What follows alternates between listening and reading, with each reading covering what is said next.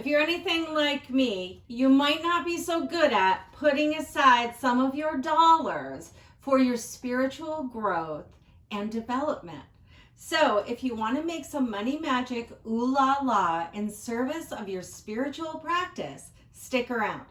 I'm Valerie Friend, and this is Spirit Wings, your place for tarot, magic, and well-being.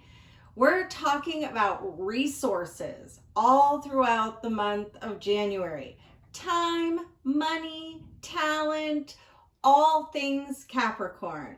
So you want to make sure you hit subscribe and the bell so you get notified when we post new videos. So for a long time, I had this story that I had made up, that I was just not a lucky person. For example, I would squirrel away a little pot of money saying I was going to use it to buy art. And every single time, my car would need attention, and then all my art money would go into my car, and I would say, I'm just not a lucky person.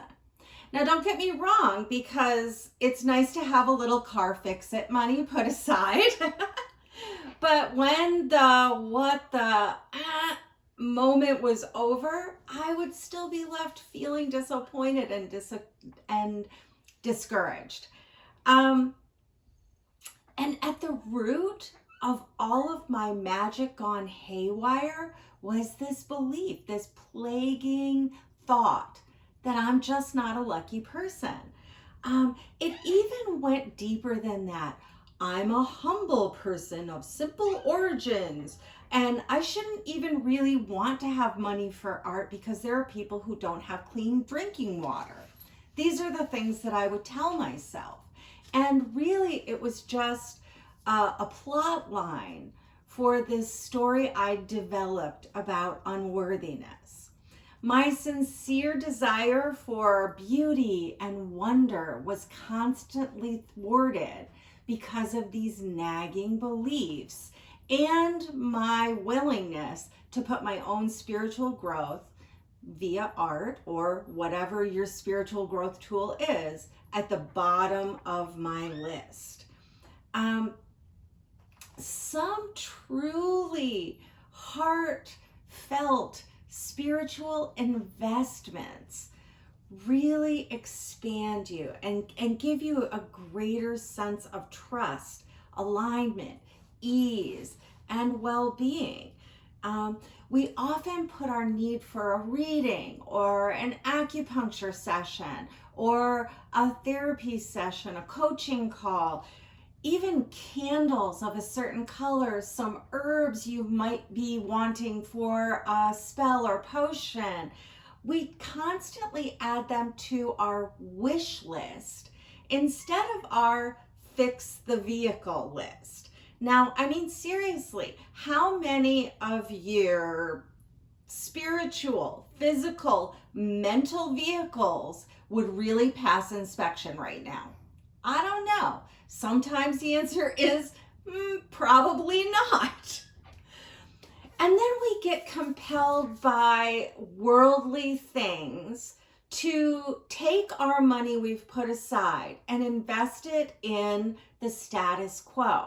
My big trigger was my daughter rode crew, and there was always something coming home about a warm-up jacket or a unitard or pictures with the team and individually, and all of these things had a price tag on them. Do you know where all these items are sitting right now? In a freaking bin in her closet.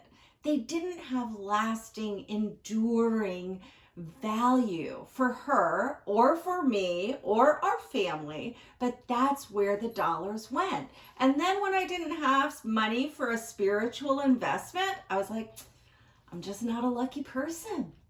No. So here is how I worked with that and changed up that energy. I developed a little magic money envelope practice. Now, this envelope was given to me by my friend Mary Lou, who lives in Florida. It's just a fancy envelope. I get these at my local Asian market. And I just love it. It's fanciful. I love the color red. It reminds me of my mom. And it's easy for me to just, whenever cash comes into my hands, I ask, is this envelope money? And 9 times out of 10, I hear yes. And then I stick it in the envelope. And this is my money for my spiritual practice. Now, you don't have to have one of these envelopes. I chose a green envelope that I just had in my card box. And with a silver pen, I'm hoping you can see it, I wrote Money for Magic. And then I gave myself a little encouraging note on the other side. If you are opening this envelope, it better be for magic. And you just get started. And it doesn't matter if you have, a $20 bill or a $1 bill. If it comes into your hands, you ask. If you get a yes, if your instincts, your intuition, your soul tells you, yeah, put that damn money in an envelope, then put it in. Now, these are the things that I use for decks and books and classes and readings and acupuncture. Any sort of spiritually supportive practice is open for the money envelopes. But I do ask again when I say, I think I really need to go to acupuncture. And then I hold my money envelope in my hand and I say, should I use this money for acupuncture? And I wait for a soul yes or a soul no. I even get out tools like my pendulum to ask for a soul yes or a soul no. And I really trust the guidance that comes through. The other thing that I have to do is employ my willpower. That's why I wrote the little message on the back. Capricorn loves us to engage the willpower. So when I am tempted to dive into my money envelopes because I'm feeling financially constrained, I will stick my envelopes right in my desk drawer. I will tell myself, no, that money is for spiritual purposes. It does not exist for this problem that you currently feel is calling to you. And I don't touch the money envelopes. It's hard sometimes because our small selves really tell us, don't trust the universe to provide for you. Dive into those magic money envelopes. You know you should. So you're really just robbing from yourself. You're robbing from your spirit. You're taking out of your cosmic bank account ill-gotten gains.